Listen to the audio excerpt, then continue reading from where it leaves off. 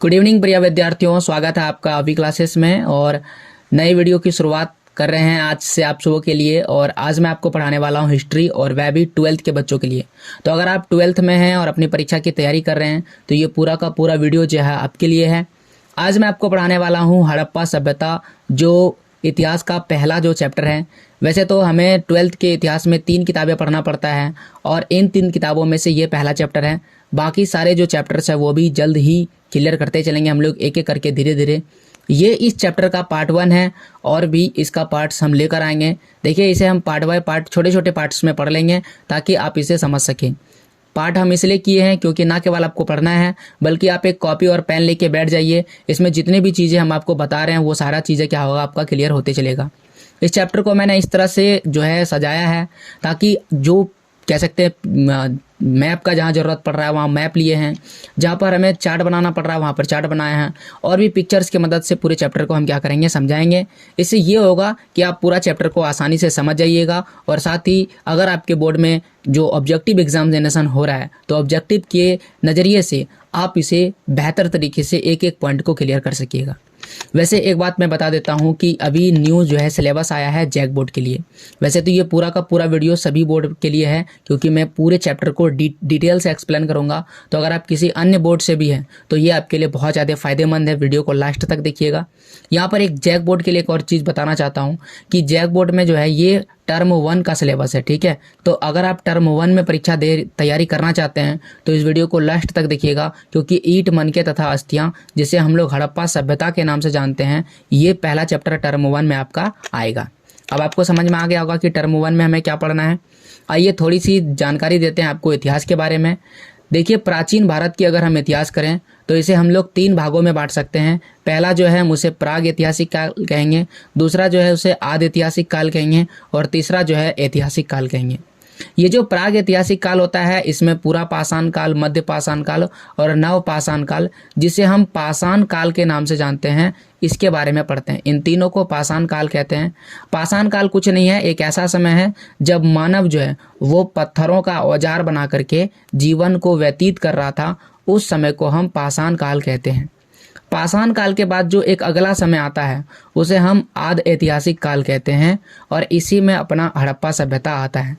आदि ऐतिहासिक काल और ऐतिहासिक काल में अंतर सिर्फ इतना है कि जो आदि ऐतिहासिक काल है इसमें थोड़ा सा लेखन का अभाव था, यानी इसमें लिखी गई बातें बहुत प्राचीन है, इतनी प्राचीन है कि आज तक हम इसे पढ़ नहीं पाए हैं। याद रखिएगा, आदि ऐतिहासिक में जो भी बातें लिखी गई है उस समय लोगों ने जो चीज़ लिखा, जिस तरह का लिखावट को लिखा, वह हम आज तक नहीं पढ़ पाए हैं।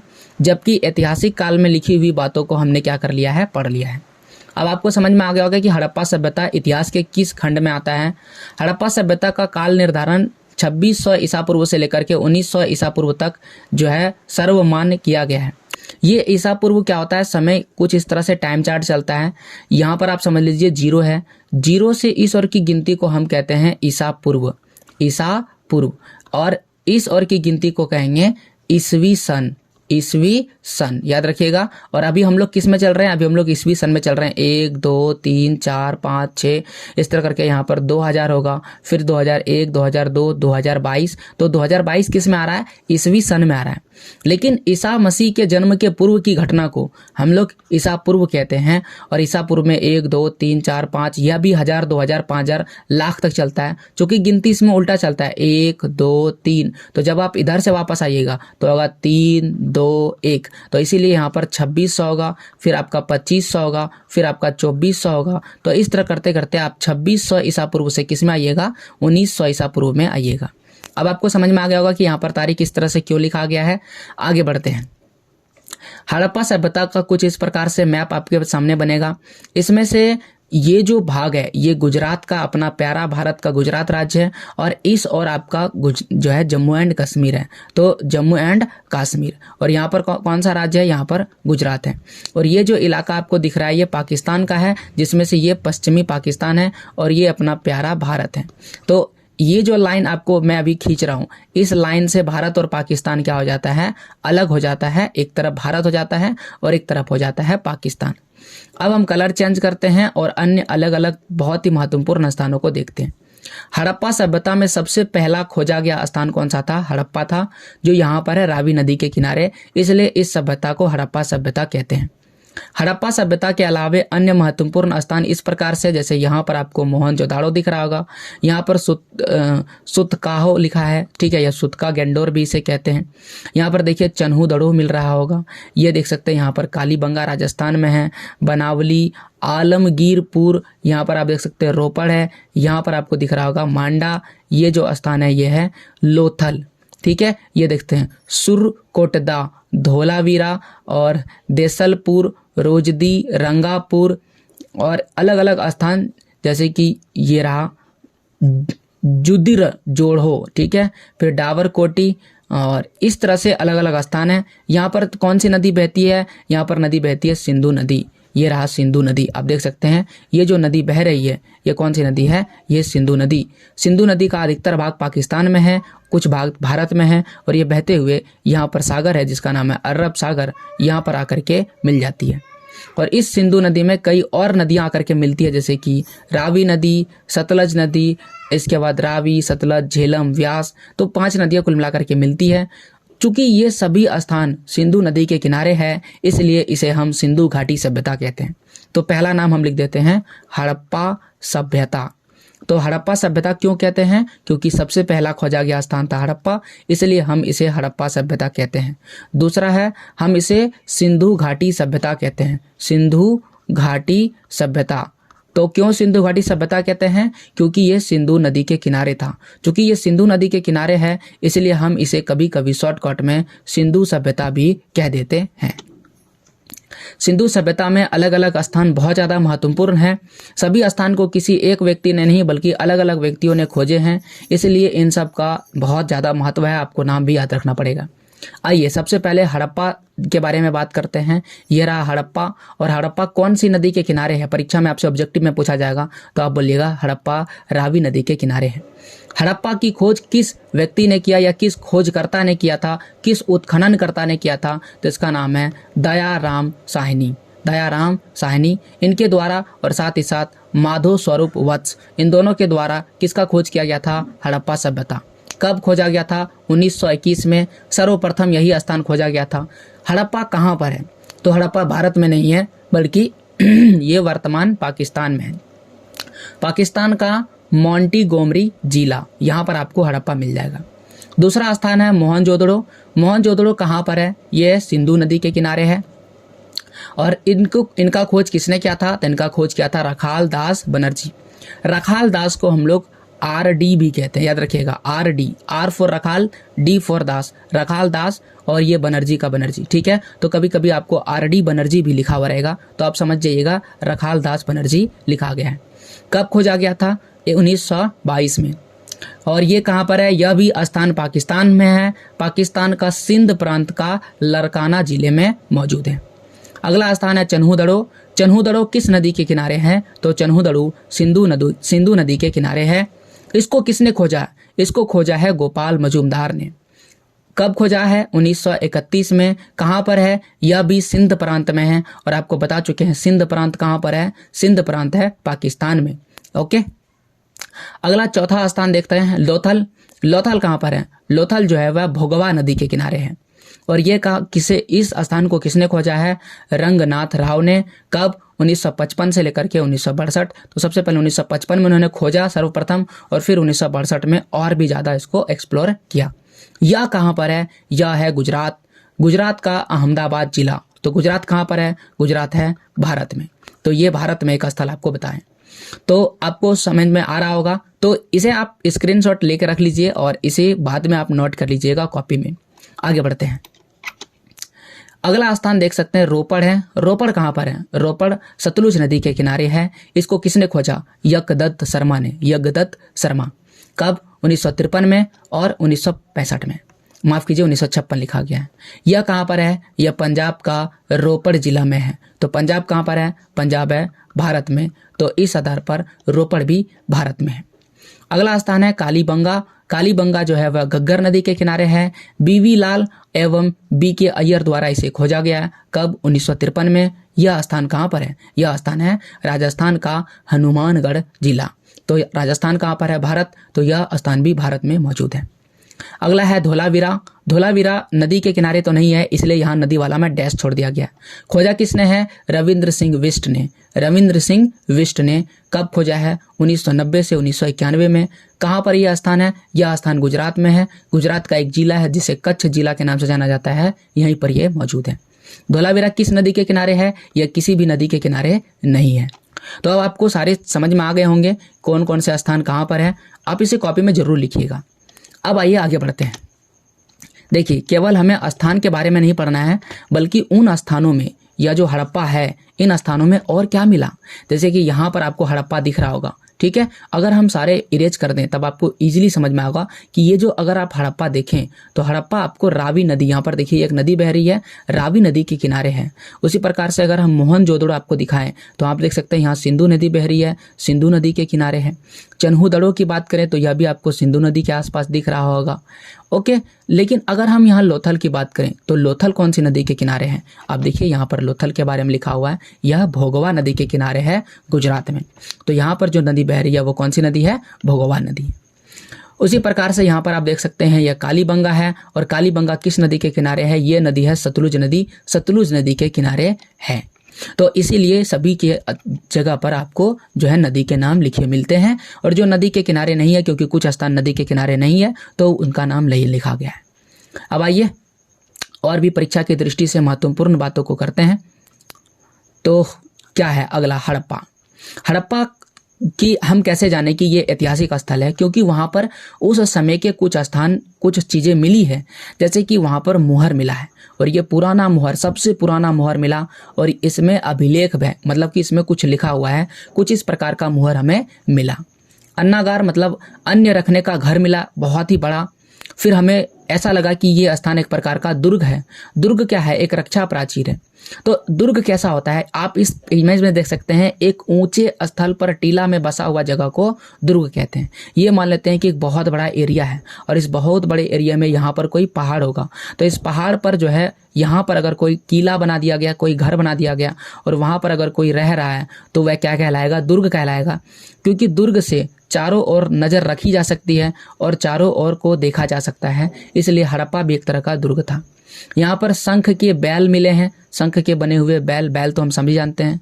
और यहाँ पर समाधान भी मिला है, यानी शव, दफनाया हुआ शव भी मिला है, लाश। और ये किस दिशा में था? उत्तर दक्षिण दिशा में दफनाया गया था। तो ये सारी चीज़ें कहाँ से मिला है? हड़प्पा से मिला है। अब गौर करते हैं कालीबंगा। सबसे पहले तो कालीबंगा का अर्थ क्या होता है? काली जो है रंग है, कौन रंग है? काले रंग है, और बंगा का मतलब होता है चूड़ी। तो काले रंग की चूड़ियाँ को हम कालीबंगा कहते हैं। कालीबंगा से क्या मिला है? सबसे पहले जूते हुए खेत के अवशेष मिले हैं, यानी कुछ इस प्रकार से खेत के अवशेष मिले हैं। इससे पता चलता है कि यहाँ के लोग खेती करते होंगे, खेत को जुताई करते होंगे। फिर यहाँ पर हवन कुंड मिला है, इसी हवन कुंड को हम अग्नि कुंड भी कहते हैं। इस प्रकार के अवशेष मिले हैं। हवन कुंड कुछ इस प्रकार से होता है जैसा कि यहाँ पर फोटो में दिख रहा है। आजकल हम लोग लोहे की जो है हवन कुंड बना लेते हैं, लेकिन उस समय मिट्टी या ईंट के हवन कुंड बनाए जाते होंगे, और वह बना हुआ ही रह गया होगा, या फिर बहुत ही बड़ा जो है हवन कुंड बनाया होगा जो कई सालों तक रह गए होंगे। तो उन अवशेषों से भी हमें पता चला कि ये लोग जो है देवी देवताओं पर ज़्यादा विश्वास करते होंगे, तभी ये लोग यज्ञ वगैरह करवाते होंगे।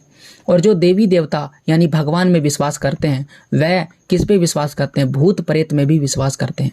तो आपसे अगर पूछा जाएगा क्या हड़प्पा सभ्यता के लोग भूत प्रेत में विश्वास करते थे? जी हाँ, वो भूत प्रेत में विश्वास करते होंगे। अगला स्थान है चन्हूदड़ो।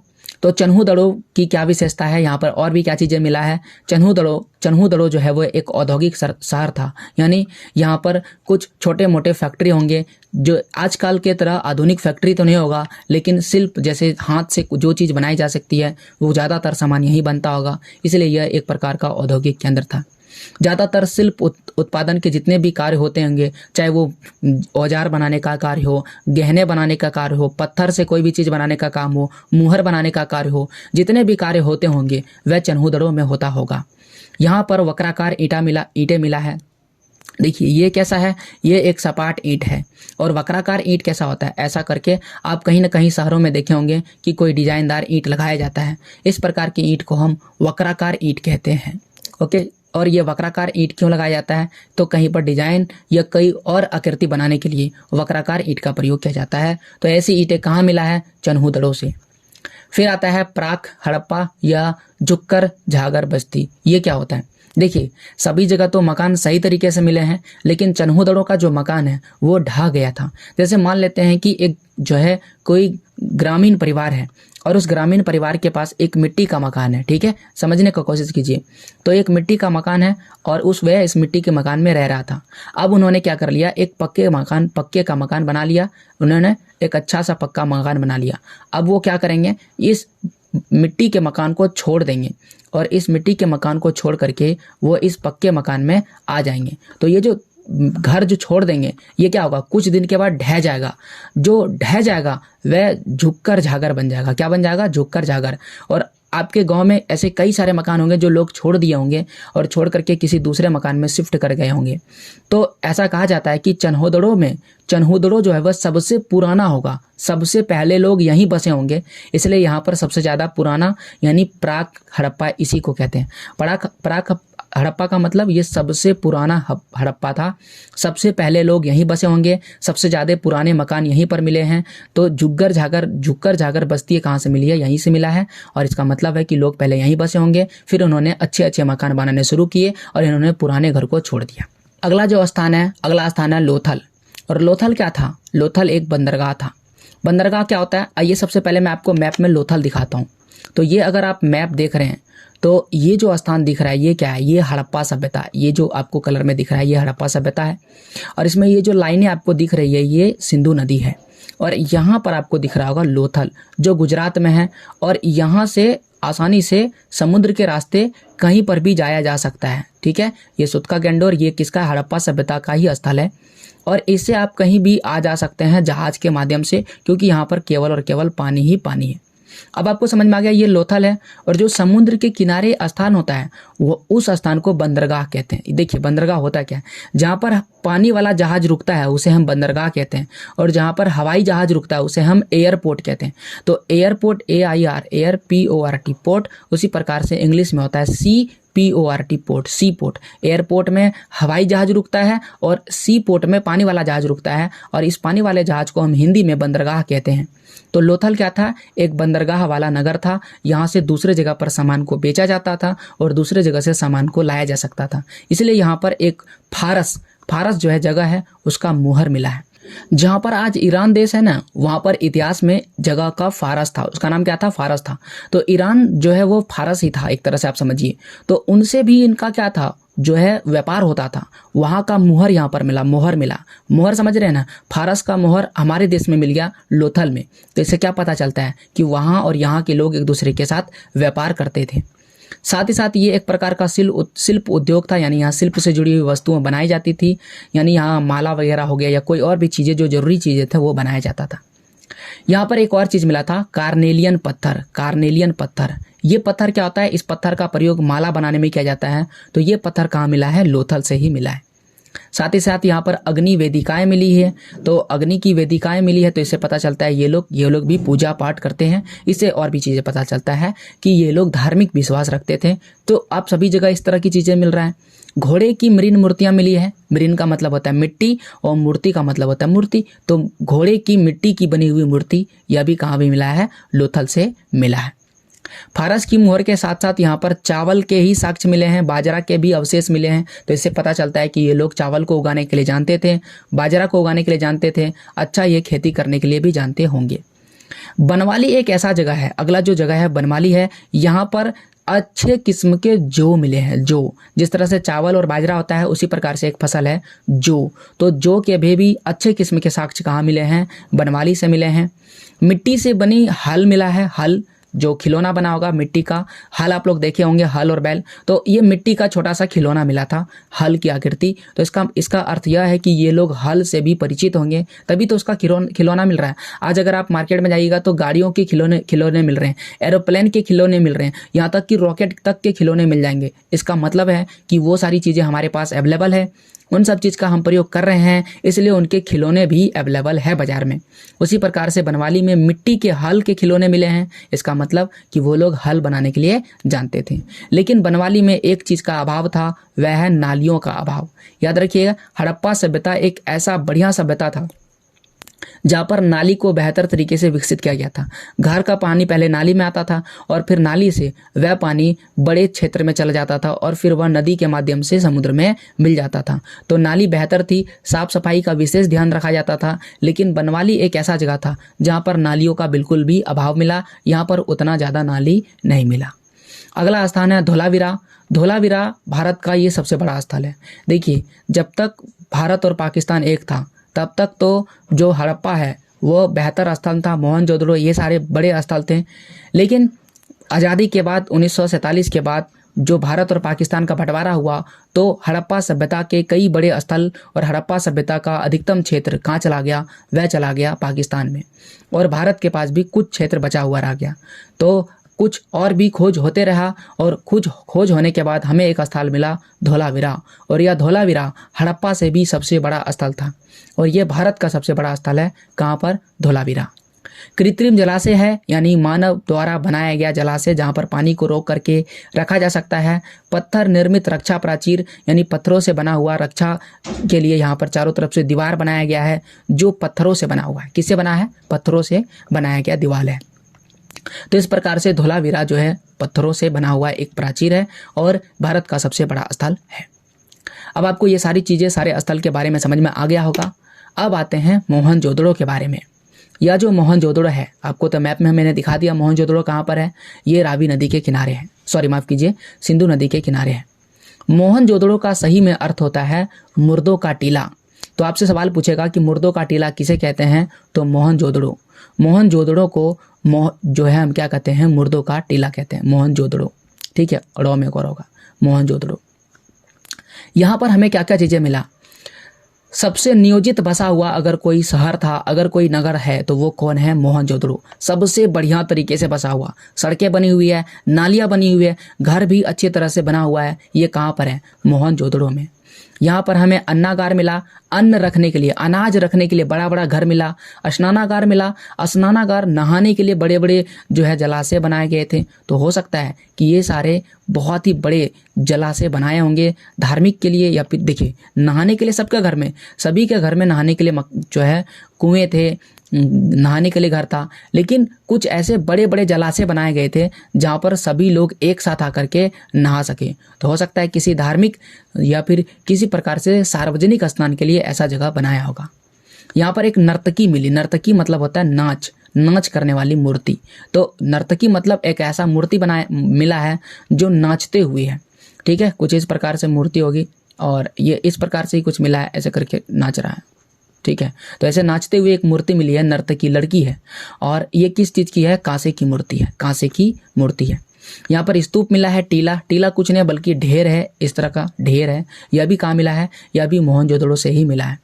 यहाँ पर एक और मूर्ति मिला है और वह भी एक बूढ़े व्यक्ति का मूर्ति मिला है जिसे पुरोहित कहते हैं, पुरोहित। तो यह पुरोहित वाली मूर्ति कहाँ से मिली है? मोहनजोदड़ो से मिला है। अब आपको दोनों ही आपको इमेज दिखाते हैं, नर्तकी वाली और ये पुरोहित वाला। ये जो आप इमेज देख रहे हैं ये है पुरोहित का चित्र। आप देख सकते हैं ये इस प्रकार की कोई मूर्ति मिली है जिसे पुरोहित कहा गया है और यही मूर्ति मिली। पूरा मूर्ति तो नहीं मिला, थोड़ा सा मिला है सिर वगैरह, लेकिन आप देख सकते हैं कारीगरी बिल्कुल बारीकी से चित्र बनाया गया है। कहीं भी कोई गलती करने की कोई गुंजाइश नहीं है। दाढ़ियों को भी विशेष रूप से ध्यान में रखा गया है। ये है वो नर्तकी की मूर्ति जिसे आप स्क्रीन में देख रहे हैं। कुछ इस प्रकार से मूर्ति मिला है। ठीक है, देख सकते हैं आप, ये मृण मूर्ति है यानी मिट्टी की मूर्ति है। तो ऐसे कई सारी चीज़ें हमारे किताब में आपको दिख रहा होगा। जैसे कि अगर आप किताब पढ़िएगा तो आप देख सकते हैं कुछ इस प्रकार के बर्तन भी देखने को मिले हैं जो उस समय मिला है। ये तांबे के बर्तन है, सारे तांबे के बर्तन हैं। इसके अलावा भी कई अन्य चीज़ें जो हमारी किताब में एकदम साफ साफ सबका फोटो जो है दिखाया गया है, आप उसको देख सकते हैं। जैसे कि कुछ इस प्रकार से मोहर भी मिले हैं। ठीक है, और इस प्रकार से कुछ गोल मोहर मिले हैं, कुछ लंबे मोहर मिले हैं और इसके अलावा कुछ जो है लिखावट के जो है छाप भी हमें मिले हैं। तो मैंने आपको मूर्ति दिखा दिया, पुरोहित की मूर्ति, और दूसरा जो है कांसे की नर्तकी की मूर्ति जो कहाँ से मिला है? मोहनजोदड़ो से मिला है। ओके, अब आता है नगर नियोजन। मोहनजोदड़ो की जो नगर नियोजन व्यवस्था था वो सबसे बेहतर था। नगर निर्माण और बस्ती की बात करें तो इसे दो शहरों में बांट दिया गया था। एक था निचला शहर और दूसरा था दुर्ग। अब इसे अभी आइए हम लोग इमेज की मदद से समझते हैं। ये देखिए, ये जो इलाका आपको दिख रहा है ये क्या है, दुर्ग है। साफ साफ यहाँ पर दुर्ग लिखा हुआ है। और ये जो बड़ा सा इलाका आपको दिख रहा है ये क्या है, ये है निचला शहर। जैसा कि आप यहाँ पर देख सकते हैं साफ साफ लिखा है। दुर्ग बिल्कुल ही छोटा था और जैसा कि मैंने आपको बताया था, दुर्ग जो है वो ऊंचाई पर बसा हुआ क्षेत्र है, यानी कि दुर्ग नीचे नहीं है बल्कि वो एक टीला पर है बसा हुआ, ऊंचे स्थान पर बसा हुआ क्षेत्र। ये क्या है, दुर्ग है। और ये जो नीचे वाला शहर है इसे निचला शहर कहा गया। चूंकि दुर्ग ऊंचाई पर है इसलिए जो बगल में बसा हुआ क्षेत्र है उसे निचला शहर कहा गया। दुर्ग जो है बड़ा स्थल नहीं होता था बल्कि छोटा होता था, इसमें कम ही मकान होते थे, जबकि जो निचला शहर है उसमें अधिक मकान हुआ करता था। तो संभवतः संभावना यह है कि दुर्ग में अमीर लोग रहा करते होंगे और जो निचला शहर है उसमें गरीब लोग रहा करते होंगे। ज़्यादातर जो शासक वर्ग होगा, जो शासन चलाते होंगे, वो दुर्ग में रहा करते होंगे और जो गरीब व्यक्ति, जो प्रजा है, वो किस में रहा करता होगा, निचला शहर में। ऐसा क्यों बोला जा रहा है, क्योंकि जितनी भी कीमती वस्तुएं हैं, जितनी भी शौक की वस्तुएं हैं, वो सारी चीज़ें दुर्ग से मिला है। और जितनी भी जो सामान्य वस्तुएं जो सब कोई प्रयोग कर सकता है वो सारी चीज़ें निचला शहर से मिला है। तो अब आपको समझ में आ गया दुर्ग और निचला शहर क्या होता है। दुर्ग को चारों तरफ दीवारी से घेरा भी जाता था। जल निकासी प्रणाली बहुत ज़्यादा थी, पानी को कहीं भी जमने नहीं दिया जाता था, पानी को बहा दिया जाता था और इस तरह की व्यवस्था को बेहतर तरीके से बनाया गया था। अगर सड़क की बात करें तो सड़क जो है बिल्कुल ग्रिड पद्धति पर था, चाहे सड़क हो चाहे नालियाँ हो, और एक दूसरे को समकोण पर काटती थी। तो ये होता है कुछ इस प्रकार से। यहाँ पर मकान बना हुआ है और ये आपको रोड दिख रहा है, तो इन रोड में नलियाँ देख सकते हैं एक दूसरे को समकोण पर काट रहा है और इस तरह से सभी सड़क और नालियां एक दूसरे को समकोण पर काटती है। तो इस पद्धति को हम ग्रिड पद्धति कहते हैं। आप भी जिस गली में रहते होंगे, एक गली इधर से निकल रहा है, फिर एक गली इधर से निकल रहा है, फिर एक गली इधर से निकल रहा है, यहाँ मकान है, यहाँ मकान है, यहाँ मकान है, गली के आसपास मकान है, और फिर ये मेन रोड है, आप देख सकते हैं। तो ये मेन रोड जो मुख्य सड़क है और ये जो गली है, ये दोनों एक दूसरे को समकोण पर काट रहा है। और ऐसे बहुत सारी गलियां हैं जो मेन रोड को समकोण पर काट रहा है। तो ये क्या बनाएगा, एक ग्रिड पद्धति बनाएगा। गृह स्थापत्य की बात करें, घर कैसा हुआ करता था, तो घर जो आवासीय भवन था वह आंगन पर केंद्रित था। मतलब कि बीच में एक आंगन हुआ करता था और आंगन के चारों ओर मकान हुआ करते थे। जैसा कि आज भी गांव में आपको देखने को मिलेगा, आंगन है, बीच में आंगन है और आंगन के चारों ओर क्या है, मकान है, और सभी जो भाई है वो सभी मिल करके रह रहे हैं। भूमि तल पर खिड़कियों के अभाव होते थे। भूमि तल पर का मतलब क्या हुआ, मान लेते हैं कि मकान जो है वो 2 मंजिला है, तो उस समय 2 मंजिला मकान भी हुआ करता था। अब बोलिएगा कि सर उस समय सीमेंट था क्या, लोग ढलाई मकान बनाते थे? जी नहीं, बल्कि लकड़ियों का प्रयोग करके संभवतः वो 2 मंजिला मकान बना लिया करते होंगे। पहले तो ये इसमें लकड़ी देते होंगे, जैसे कि आप कोठा देखे होंगे। कोठा अगर आप देखें तो वह कोठा क्या है, एक तरह का 2 मंजिला मकान ही है। तो इस तरह से वो 2 मंजिला मकान बनाते थे। लेकिन नीचे वाले घर में कहीं भी वो खिड़की नहीं देते थे, क्योंकि उसको लगता था कि बाहर से आते जाते लोग हमारे घर के अंदर झांक लेंगे, इसलिए वो नीचे वाले मकान में कोई भी खिड़कियाँ नहीं देते थे। नीचे वाले मकान में कोई भी खिड़की नहीं मिला। हालांकि ऊपर वाले घर में खिड़की मिल चुका है। सभी के घर में कुएं थे और सभी के घर में स्नानागार यानी नहाने के लिए मकान हुआ करते थे। दुर्ग स्थापत्य की बात करें, दुर्ग के क्षेत्र में अन्नागार और स्नानागार दोनों मिलता था। दुर्ग में अन्न का मतलब अनाज रखने का घर और स्नानागार मतलब नहाने का घर भी मिला है। मोहनजोदड़ो में भी विशाल स्नानागार और विशाल अन्नागार दोनों को दोनों मिले हैं। ये इसकी प्रमुख विशेषताएं हैं। तो इस प्रकार से जो प्रमुख स्थल था वो कहाँ पर है, किसने खोजा, कब खोजा, उसकी क्या विशेषताएं हैं, और परीक्षाओं में आने वाले जितने भी महत्वपूर्ण चीज़ें थी वो मैंने आपको बता दिया और मैंने आपको मैप में भी वो सारे स्थान दिखा दिए। इससे आप चैप्टर भी समझ गए और इससे बनने वाले ऑब्जेक्टिव भी आपको बेहतर तरीके से समझ में आ गया। लेकिन ये इसका सिर्फ पार्ट 1 है। इसके बाद हमें इसके बारे में समाज कैसा था, संस्कृति कैसी थी, लोग किस प्रकार से रहते थे, लोगों को आमदनी का स्रोत क्या था, लोग क्या कार्य करते थे, राजा कौन हुआ करता था, ये सारे अलग अलग तरह तरह के सवाल हैं। और एक सबसे महत्वपूर्ण सवाल कि अगर ये लोग इतने ही विकसित थे तो ये कहाँ गायब हो गए और ये लोग अभी वहाँ पर है क्या, ये सारे सवाल। और जो इसका जवाब है कि नहीं, ये वो वहाँ पर अभी नहीं है, ये पूरी तरह से ख़त्म हो गया। तो हड़प्पा सभ्यता कैसे ख़त्म हुई, इसके पतन के क्या कारण हैं, ये सारी चीज़ें आने वाले वीडियोज़ में हम लोग पढ़ेंगे। तो ये मेरा पार्ट 1 था। कैसा लगा वीडियो आप ज़रूर कमेंट करके बताइएगा और ऐसे और भी वीडियोज़ के लिए चैनल को सब्सक्राइब कीजिए। जल्द से जल्द हम सारे वीडियोज़ को अपलोड करेंगे और आपके इस सेशन को यानी 2022-23 के सेशन को क्लियरली बेहतर तरीके से ख़त्म कर देंगे। तो पूरा वीडियो देखने के लिए थैंक यू। आप ज़रूर चैनल को सब्सक्राइब कीजिए और एक और चैनल मेरा है जिसका नाम है अभी क्लासेस डाउट, अभी क्लासेस डाउट्स, DOUBTS डाउट्स, ठीक है। ये मेरा वो चैनल है जिसमें एक छोटे छोटे क्वेश्चंस हम अपलोड करते हैं, क्वेश्चन और आंसर, जिससे आपको कोई भी डाउट नहीं रहे। तो अगर आप क्वेश्चन आंसर का डाउट अगर आपके मन में बहुत ज़्यादा रहता है, एक एक सवाल आप डिटेल में समझना चाहते हैं, तो इस चैनल को सब्सक्राइब कीजिए। यहाँ पर हम क्वेश्चन आंसर वीडियोज़ डालते रहते हैं। तो मिलते हैं आपसे अगले वीडियो में, तब तक के लिए जय हिंद, जय भारत, वंदे मातरम।